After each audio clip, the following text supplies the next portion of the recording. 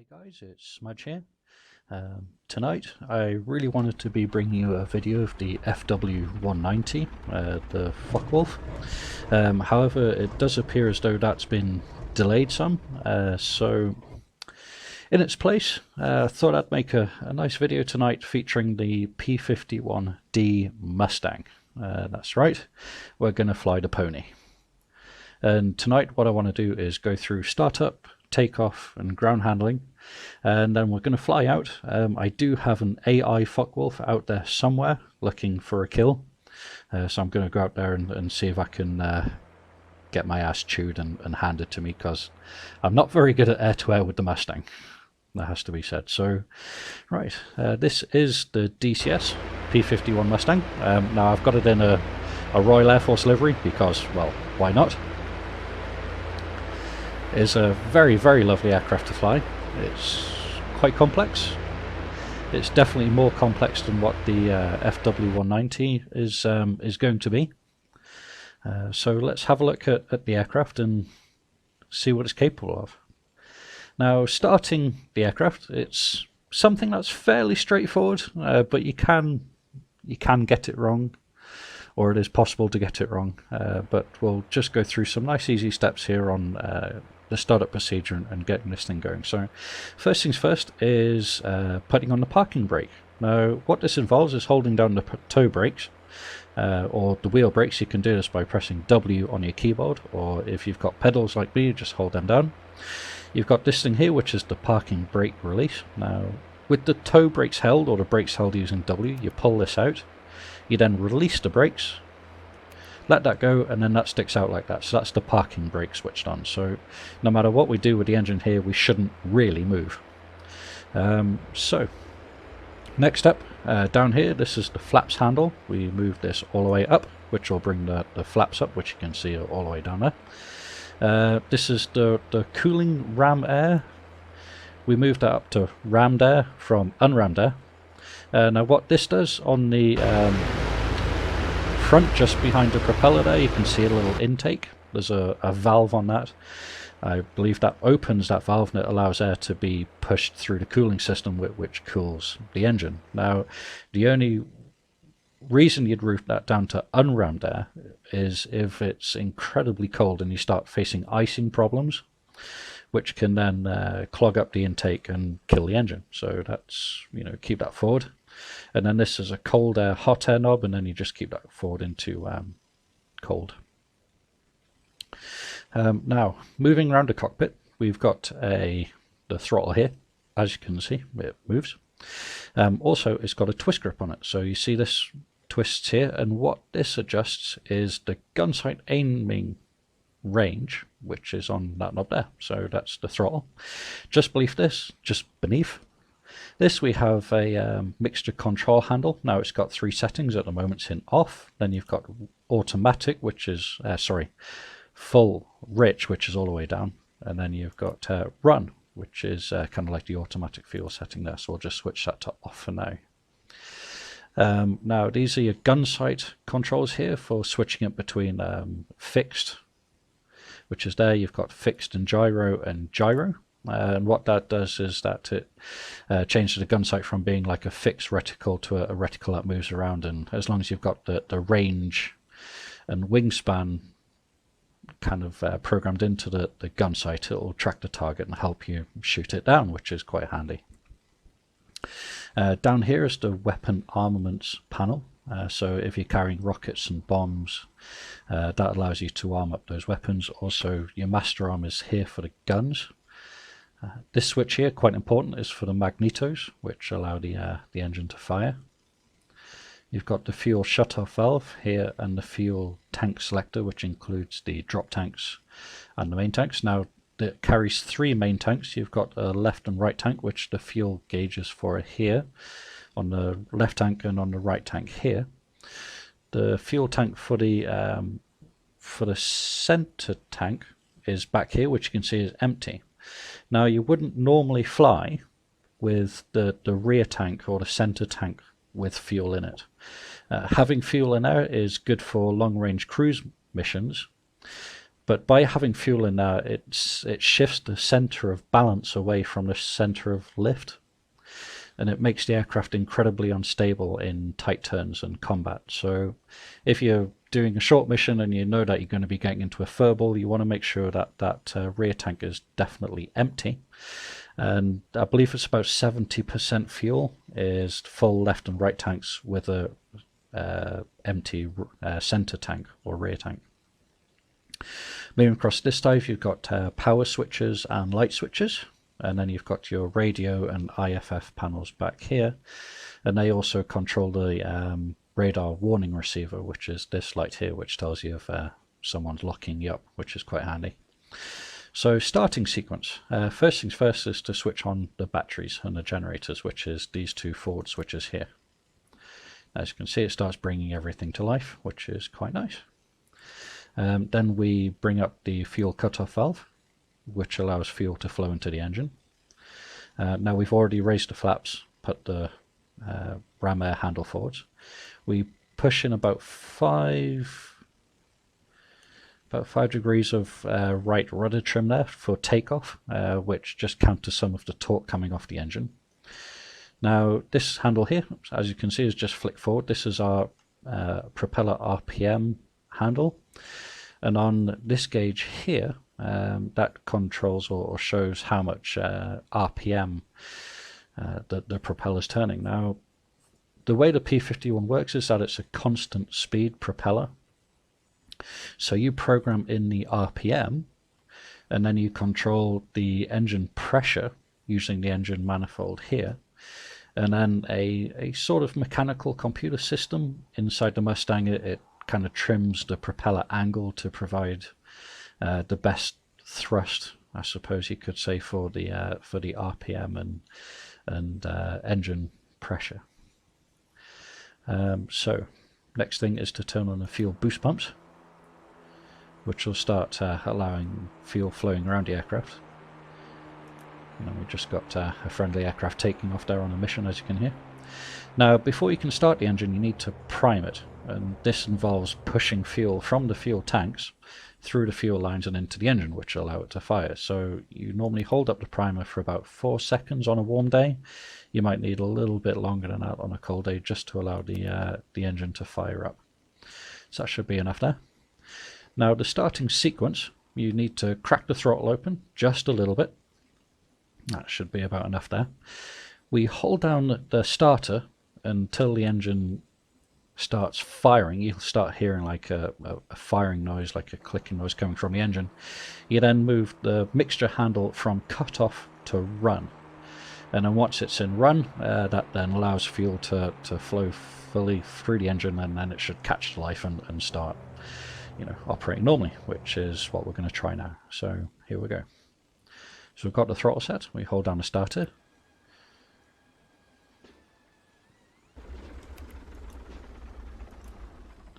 And that didn't fire. That's not very handy. So for the engine to fire, you normally have about 3 or 4 attempts before the engine becomes inoperable, or you need to wait just a little bit between each engine firing sequence just to give it a chance. So again, set the throttle. That's mixture and cutoff. We'll prime the engine. Oops, I know why it didn't fire. Didn't turn on the magnetos. Not very clever. So here we go, we'll just give it another quick prime.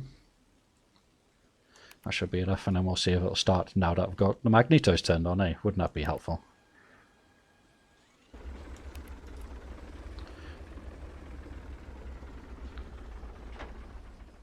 Not quite so good that time. Let's give this one more try. It's got fuel boost pumps on, magnetos on, fuel tanks on, so let's hit the primer. Here we go, throttle set.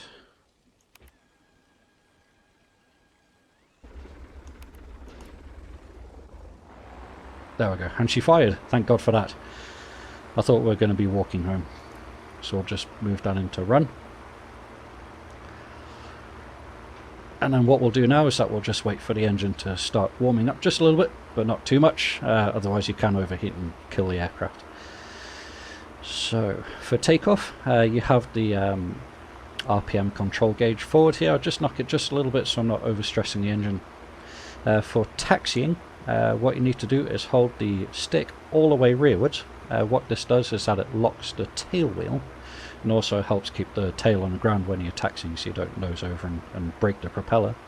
Now if you push the stick forwards, what that does is that it unlocks the tail wheel and it allows you to maneuver tightly. So normally if you're just maneuvering straight ahead and small turns, just keep the stick all the way back and it allows you to taxi nice and safe. So what I'm going to do now is just kick the wheel brakes, which will pop the parking brake off, and then that should allow us to start taxiing out. So let's give that a go now. Here we go. And here we go, taxiing out nice and gently. And give a nice wave to the troops on the ground there, protecting our little hardened aircraft shelters.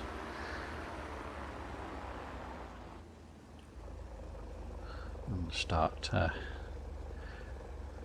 rotting over here. Just a little bit of brake just helps us turn, even though I've got the tail wheel locked. Just pushing the brakes just a little bit allows you to give that that extra turn. Now we do have some AI aircraft taxiing out to take off. In fact, I think they probably already have taken off, so no need to worry about that. Now I do have radio set, and I've got them on channel A, which is on that button there. Springfield 1, passing waypoint 2 at 6,000. There we go, so we can hear Springfield 1, on station at balls 308480 at 6,000. So we can hear the AI there talking to the air traffic control tower, checking in with their flight performance. And I've got them just on a simple combat air patrol over the airbase here, just protecting it from raiders, same as the FW190s that we have on the enemy airfield off to our west. Now with taxiing, as you can see, it is very, very difficult to see over the nose in this aircraft, so what you like to do is just do gentle weaves down the taxiway so that you can see forwards and make sure that you're not going to run into anybody and kill them or maim them with your propeller. And being 6 degrees of freedom, you can move around the cockpit here a little bit just to that's where you're going. And you can even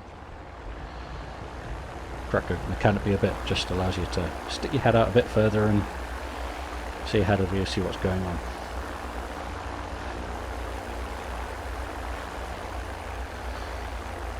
Now what I want to do here as well is just set my gun sight. So I'll set that to about 45 feet, which should be about the wingspan of the Focke-Wulf, and we'll set the range there just to about 70, let's say about 100 meters or so. We'll need to be quite close when we're killing. Just a little bit more power and a bit of wheel brake there just to help us turn the corner. We'll close this so that you can actually hear what I'm saying.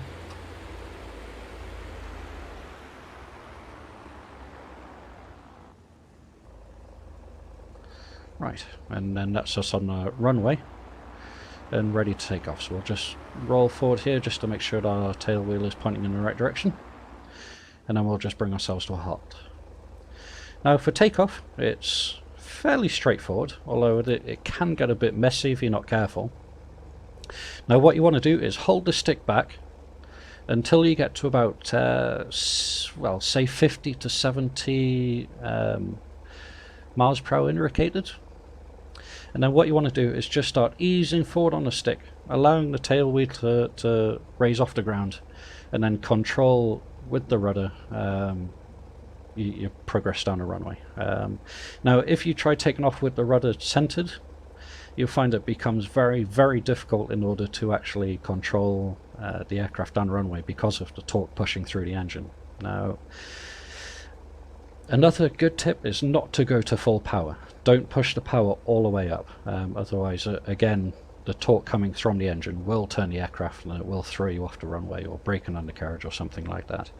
Now the last thing I want to do is just uncage the artificial horizon here, which will just allow us to keep track of kind of how the aircraft's doing. Now you will find with this is that it is vacuum operated, and it does, or you may find that it does kind of become a bit confused every now and then. There we go. And it you may find out you're flying nice and straight, but this thing will be pointing in all different directions, and you can just recenter it by just holding down the cage button there, and then that'll pull that back to straight and level. So okay, here we go. So I'm going to hold back the controls here, keep the tail on the ground, start easing forward nice and gently on the throttle here. So I'm about half throttle, about 40 Hg on the manifold pressure there, and that should give us just enough thrust in order to roll down runway. That's about 100 knots there, so I'm slowly bringing the control stick forward to allow the tail wheel to rise. Here it goes. I'm controlling the attitude down the runway using the rudder, and then just ease back on the stick nice and gently there, just to bring us off the runway, and that's us airborne. And then flaps are already up, which is good, so don't need to worry about those. And then what I want to do now, without taking off, is just start controlling my trim, bringing the trim knob back over to the right there a bit. Now, very important thing, or one thing I'd like to stress, or I can't really stress enough with the Mustang, is that to get the best out of it, to get the best performance, on the turn and slip indicator here, in order to be getting the best speed, you need to make sure that you're actually flying straight. Now, you might find that sounds a bit crazy, because of course the aircraft's flying straight, but when you see here, now I'm kind of flying straight, but the ball is off to the right, which means that I'm actually skewed, or I'm not flying truly straight through the air. So what I'll do is I'll just trim into it a little bit to bring that back to the center as best I can while I'm flying straight. There we go, just a little bit more to left. Now, by keeping that ball centered as much as you can when you're flying straight and true, you find out you'll get a much better performance, or much better speed performance. You know, by side slipping a lot, you'll find that the aircraft generates far too much drag, and then it'll just be slowing you down unnecessary, and then you know, it creates more problems later on. So we're climbing up nice and steady here, just moving up towards the target. Now, I'm going to have set an AI Focke-Wulf to meet us somewhere along the coast here, so we're going to climb out nice and gently up to about 7,000, 8,000 feet, and see if we can't find him, or at least spot him before he spots us and shoots us out of the sky. So just knock down the old mirror there and check lipstick. Oh, hello. Hey, good looking. How you doing? Right, okay. Now, also, one thing I have done is that I've moved the RPM control here back down to about 2,700 RPM. And then the manifold pressure gauge here, which is on about 46. Now, that's best cruise. And then that should give you your best performance without overstressing the engine. Now, engine-wise, you've got your coolant temperature here, carburetor temperature, and then you've got the overall temperature there, which is slightly high. But as we start building airspeed, that should naturally start cooling itself down and coming down.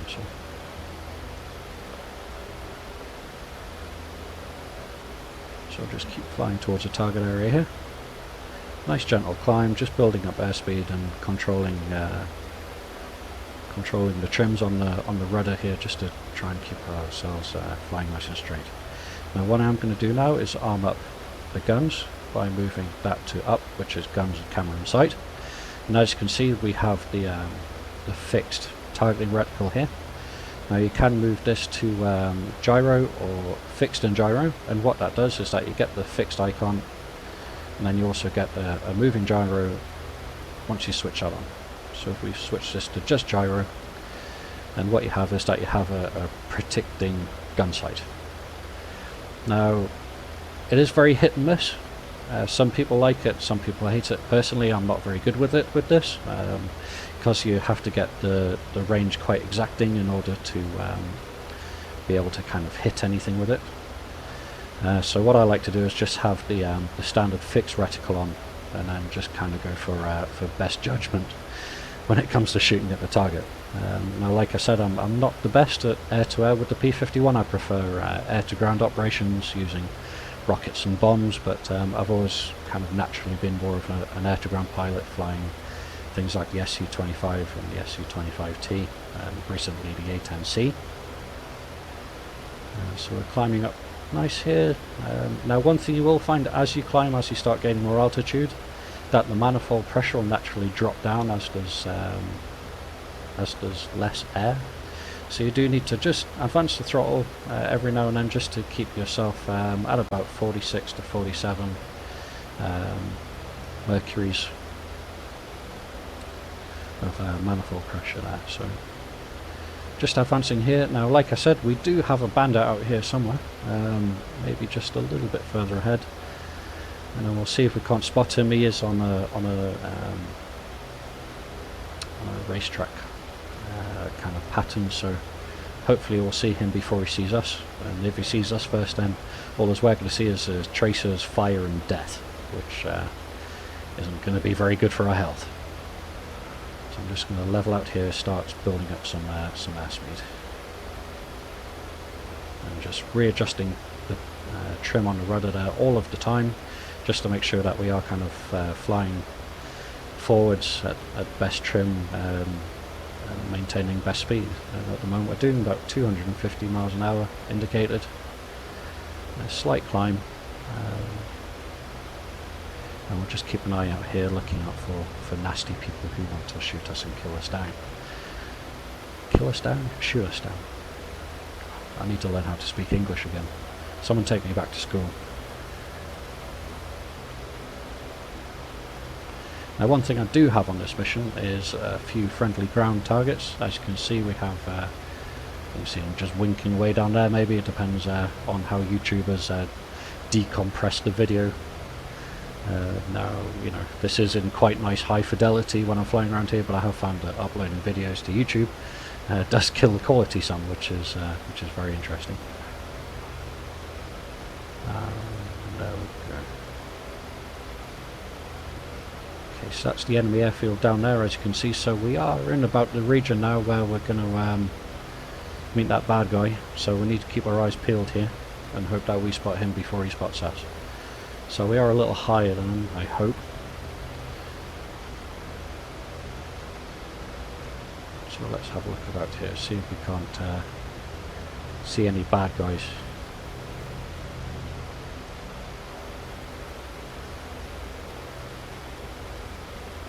Look for big nasty Focke-Wulf FW190s.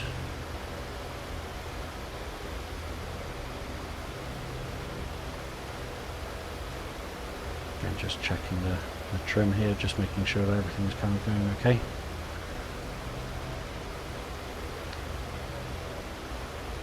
Do have some enemy ground targets down there as well, moving along the road.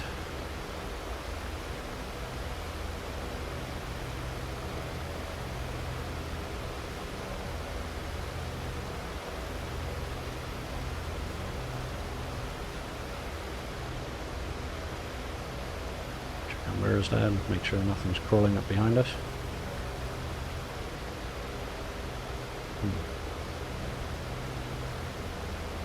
Appears as though our enemy might be a little bit late here. So let's move a little further this way, see if we can't run into him.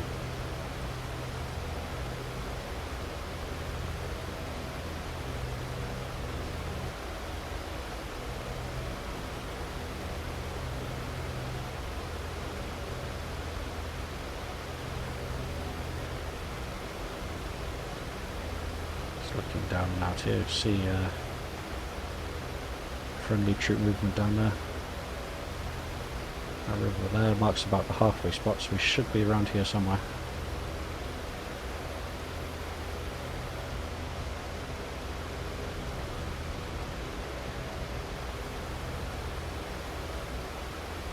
It's enemy airbase down there. Don't want to get too close because I know that there's quite a lot of enemy air defense positions down there, which would be fairly bad for health.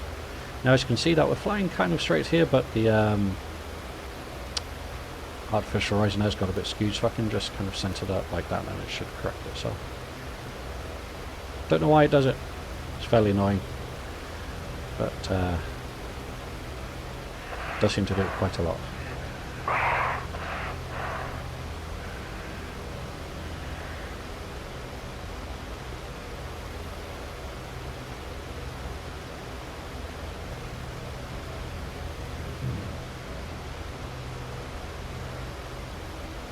This is where having radar would definitely help. Now normally you do have an F10 view, and I'll just bring that up now. What this does is that this normally shows you kind of where everything is, but on this mission I've got here, I've already set it to be almost fully realistic, so it'll show my my marker here, showing me where I am, but I've set it so that it doesn't show enemies, which is very helpful, because then I could have had a look at that and said, hey, the bad guy's over there, let's go see if we can shoot him down. But we'll just fly backwards and forwards here just one time, maybe head back to our airbase and see if we can't find him, but a bit disappointed about that. Had set him to be on a reciprocal course in order to meet us here, but it appears as though that maybe hasn't happened.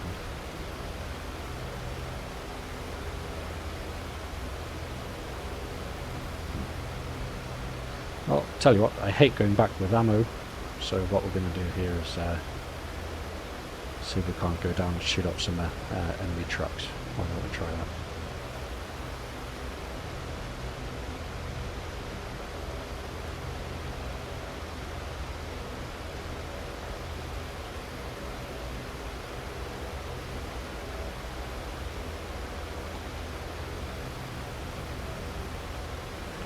Again, keep an eye out for him, because I know he will be about here somewhere. We just haven't tripped over him yet. Nice little line of trucks down here. So as we're diving down here, they can already feel that the first time go a bit skewy. So ooh, lots of tracers coming up to meet us there. Give them a bit of a kicking.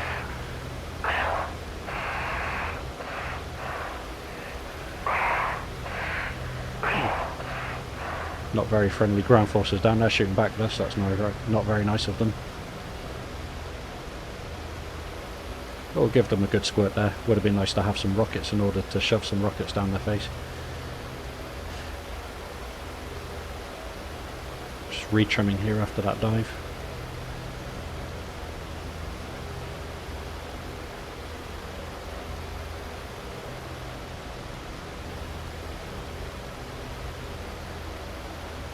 Head back around for one more target, one more try.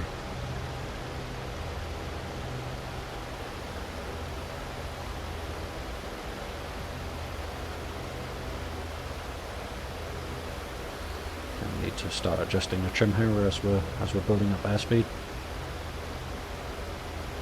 They've kind of scattered all over the road here a bit. I guess they don't like being shot at too much.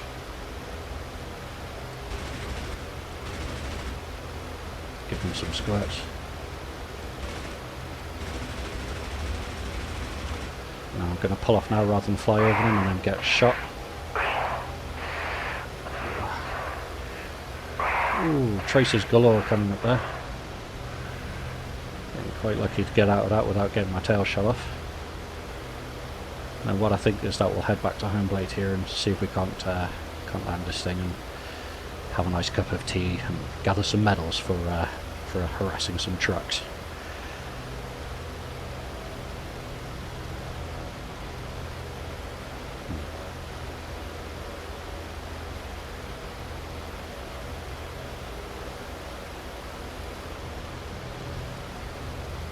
Now the P51, you might want to defend your ears here because I'm going to go external.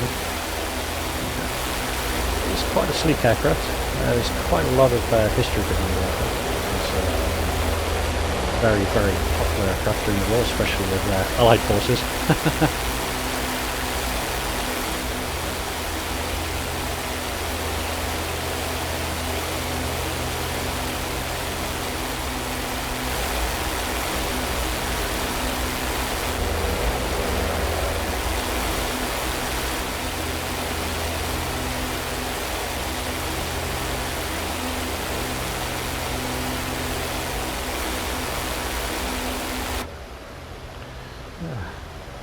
But really set the P51 apart from the likes of the Spitfire was it really all came from its wing design. It was revolutionary in that department that it had a laminar flow air wing, or a laminar flow wing. And what that means is that most wings on aircraft, conventional aircraft, they're thicker at the front than what they are at the back, and that creates an overpressure which then generates lift. Now, a laminar flow air wing, which featured on the P51 here, it was thicker in the middle, and it kind of tapered from the front and back. And it generates lift, but what it also does is that it allows the aircraft to generate or become much more slippy, and have, you know, be capable of much more speed, you know, which really kind of set the P51 apart. Now, in its early life, in the A and B models, it was fitted out with an Allison engine from the P40 Warhawk, and it wasn't a very good engine. It was very underpowered, and the aircraft didn't really perform very well. And it was almost as though the aircraft really wasn't kind of going to get the start it needed in life. But what they did is that they took a Merlin engine out of a Spitfire, and they put it into the P51, and it really set it apart. You know, with the double stage supercharger in there, and the performance of the P51, you know, became. Oh, hello.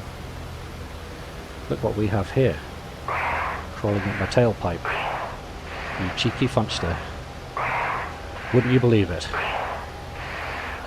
We've got ourselves a Focke-Wulf.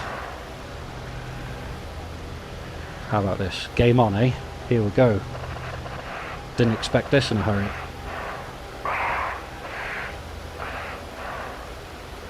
Springfield 1, tally banded at bullseye 313490 at 10,000. Springfield 1, engaging banded at bullseye 313490 at 10,000. And that's a kill. How about that? That was easy. Didn't expect that. And he's bailed out there, which is good. And there goes the rest of his wing down there. Just hammerhead off the top here. Well, didn't expect that. See that? You look back over your shoulder, and there's a little bloodsucker holding on there, trying to sneak up on you for the kill. Didn't expect that, that's for damn sure. So anyways, that was an FW190. I was hoping he was going to put up more of a fight there. I had actually set him to high, but it appears as though he wasn't up for much of a fight today, which is rather interesting. So what we'll do is that we'll definitely head home here, put it down, claim our tea and medals, and paint a swastika on the side of the aircraft there, just to show that we're, you know, better than everybody else. Aircraft's looking good here. As you can see, we're doing about 340 miles an hour in this shallow dive, or shallowish, something of a dive here.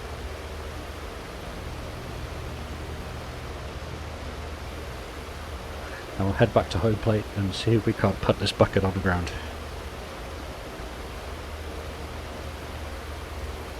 See if we can't call the tower and say that we're coming for a bit of landing here.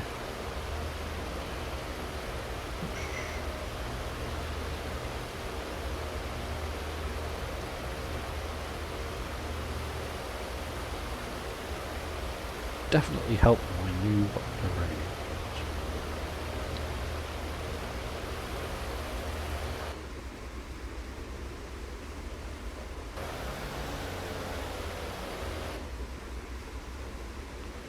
was. Something gone a bit screwy here. What's that? Let's check over.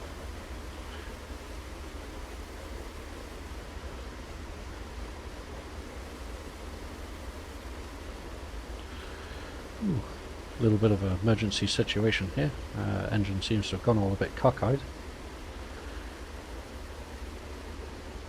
Wonder if maybe we took a little bit of damage in some of those ground strafing runs there. It's, there we go. That's why. There we go. Somehow it hit the the fuel tank selector there, and it managed to switch over to the centre tank. But crisis averted there, engine's now back up and running. That did get a bit worrying there. My sphincter starts sucking up my pants. So luckily we're kind of close to home plate there. I think I could have landed that, but yeah, crisis definitely averted there. What I'll do there is just retrim the aircraft here, just increasing the RPM there, just ready for landing and trimming out. Just neutralise the trims there. And what we want to do is bring the flaps all the way down here. In fact, don't want to do that yet, so we're going a bit fast for that, so I'm just going to pull back on the old throttle here, just to allow us to start slowing down.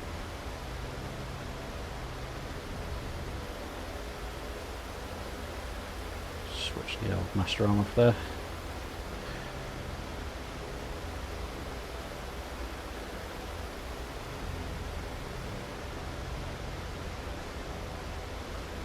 I'll see if we can't do a brake over the airfield here just to try and bleed off some airspeed, because we're coming in a bit too quick.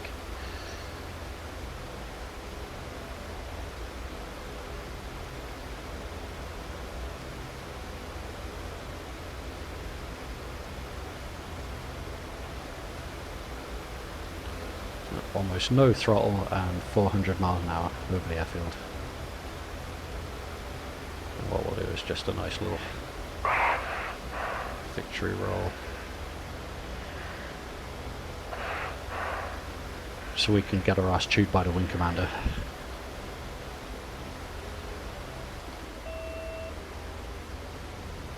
And we'll just pull off the runway here, just losing airspeed.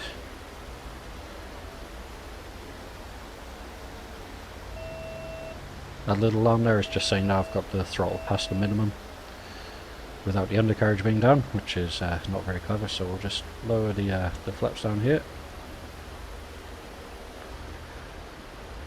As you can see, they're falling down now. That'll generate a nice bit of drag. As you can see, the airspeed's falling off down to 150 there, so we'll lower down the undercarriage. And we'll just retrim the aircraft here, ready for our approach. If we have a look outside, see our nice dirty P51 here ready for landing. One thing I do love though is watching the timing on the old exhausts firing away there.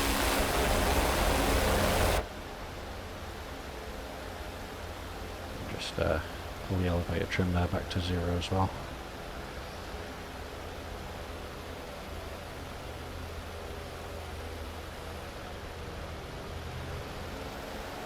Oops. Getting a bit slow here. Just increase the throttle here a bit. There we go. Nice little approach speed there. Want to keep it about 120. No more than that. And then that should just give you enough control over the aircraft there to bring in for a nice steady landing. Now, one thing you do want to avoid when you land is hitting the brakes too quickly. You really want to get the tail wheel securely on the ground first,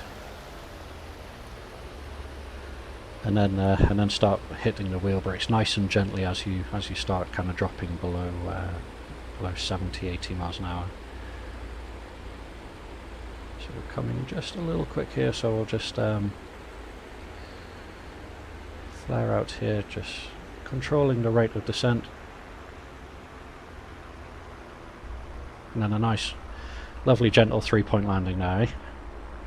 How about that? And then just holding the stick back, all the way back, just keeping the tail wheel on the ground,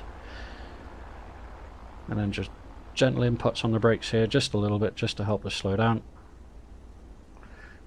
You don't want to be too vigorous with it, otherwise you will tip her onto the nose and break the propeller, and then you'd have your crew chief screaming and yelling at you for being such a klutz. So we'll just we're at a nice speed here, so we'll just taxi on in and join the rest of our flight mates for Team Crumpet. Code 1-1. Taxi to parking area.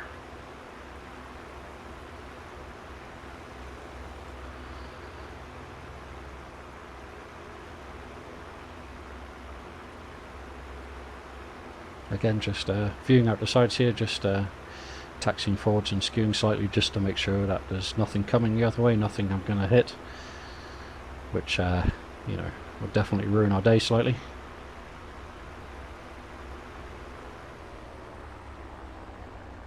And then we'll just hit the brakes just a little bit here, slow us down nice and gently, and then start handbrake turn there. Don't get those every day.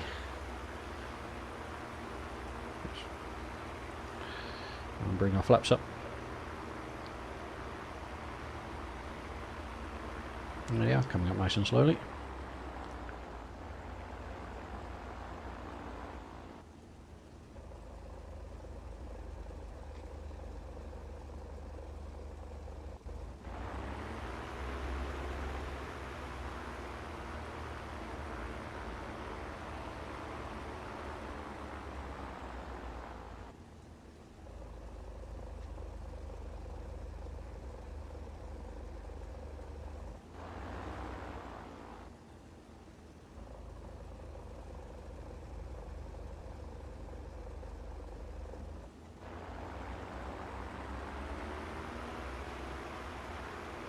And then we'll taxi on back into our hangar here.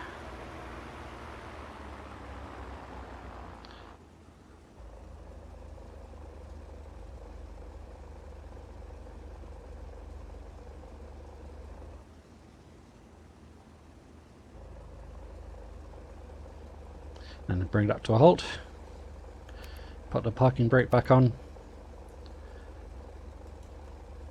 Shut off the fuel.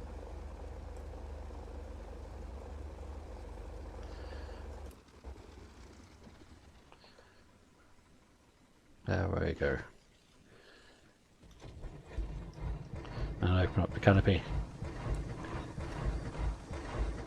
And let's go get some tea and crumpets. Again, this is Smudge. Thank you very much for watching the video. I hope that you've enjoyed it. I hope to bring a video featuring the FW190 in the near future. Like I said, I did hope to do it today, but it did unfortunately get delayed through technical issues with the patch installer, I believe it was. But you know, hopefully tomorrow, maybe the day after, I'll get another video up featuring that. So that's that for now, and thank you very much for watching, and take care. God bless.